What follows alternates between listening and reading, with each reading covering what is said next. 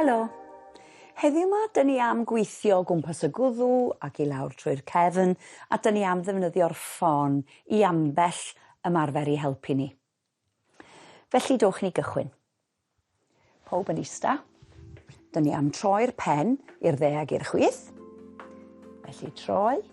A dwi eisiau chi drio asesu sut mae o'n teimlo.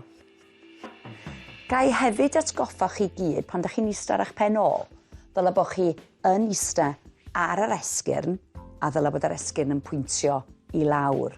Felly pan dwi'n troi'n mhen, dwi'n eisiau codi'n chest, mae hwnna'n lluchio'r pwysau ymlaen.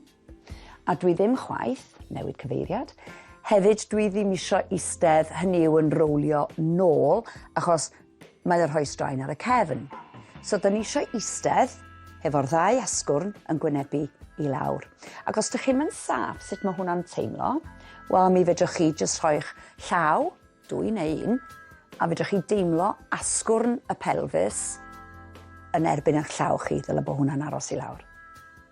Ffordd arall i hefyd i drio atgoffa'ch hunan os ydych chi'n ista yn y lle iawn, ydy wrth wybod lle mae'ch bottom ball.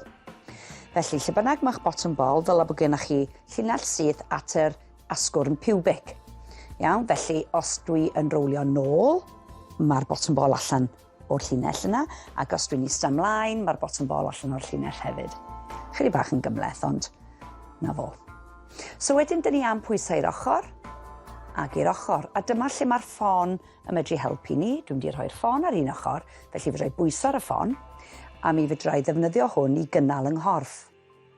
Ond hefyd dwi dal eisiau gwneud yn siŵr, dwi'n mynd drosodd i'r un ochr, dwi dal eisiau gwneud yn siŵr bod yr asgwrn yn glwm i'r gader. Ac yna dwi am symud y ffon i'r ochr arall. Ac wrth gwrs, os ydych chi ddim angen cyn gymaint o gynnal, ydych chi'n gorfod defnyddio'r ffon i bwyso drosodd, ond dwi'n ffeindio fo'n help. Drosodd, ond hefyd dwi dal yn gwthio'r asgwrn yma i fewn i'r gader ac yna i fyny. Ac wrth gwrs, os ydych chi'n gryfach, mi fedrwch chi'n neud efo'r ffon fyny fan hyn. Plygu'r ochr. Ydych chi'n sylwi bod fi'n tynnu'r penelyn i lawr at top y goes. Fedrai deimlo cyhyra canol y corff yn gweithio. Unwaith eto, bob ochr, ac yna i'r ochr arall. Falle hefyd ydych chi'n ffeindio fo'n anodd i eistedd i fyny yn defnyddio'r cefn yn gywir. Dyrwch eich dwylo o gwmpas canol y corff, tynnwch eich penelyn yn ôl, agor y chest allan, a gwasgwch esgyrn eich sgwydda, y shoulder blades, at ei gilydd. Ac yna ymlacio. Hefyd dwi'n eitha hoff o roi'r ffon i fyny nghefn fel hyn.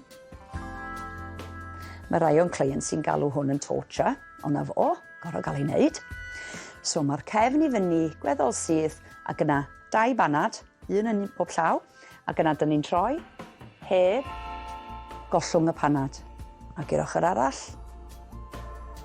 A gwnewch yn siŵr bod y 2 asgwrn dal yn pwyntio i lawr at y gadar. Ydych chi'n teimlo fo'n fwy anodd i droi ar un ochr na'r llall, sgwn i? Dwi'n gwybod mae un ochr yn haws i fi. Gyna drosodd, ac yna i lawr, ag ymlacio. Rhywbeth arall dwi'n eitha licio gwneud yn y dosbarthiadau ydy tynnu'r gen i fewn at y chest. Falle fyddai'n swnio'n rhyfedd rwan achos fydda'n maic-in muffled. So gen i lawr, cefn yn mynd yn grwn, sgwyddo'n dod drosodd, dwi'n pwyso ar yn ffon, a dwi'n teimlo hyn oed gwaelod yng nghefn i'n ymestyn. Ac yna dwi'n dod yn ôl i fyny, ac yna dwi'n mynd i goti'n chest i fyny. So felly dwi'n mynd i goti'n chest i fyny, a fedrai deimlo cyhyra'r rhan uchaf nghefni yn gweithio. Ac yna dwi'n mynd i wneud y 2 symudiad yna eto. Felly gen i lawr at y chest, cadwch eich gen yn agos, sbiwch i lawr, rhwng eich coesau at y glistog, neu at y gadar. Dwi'n teimlo'r cyhyra'n ymestyn. Os dwi'n plygu'n bellach na hyn, plygu o'r hips dwi'n wneud. Iawn? Ac yna i fyny. Dwi'n mynd i goti'n chest i fyny. Ac yna i lawr. So cofiwch y symudiadau yna. Ochr i ochr. Ac yna plygu lawr. Ac i fyny. A dyna fo am heddiw yma. Gobeithio ydych chi wedi mwynhau.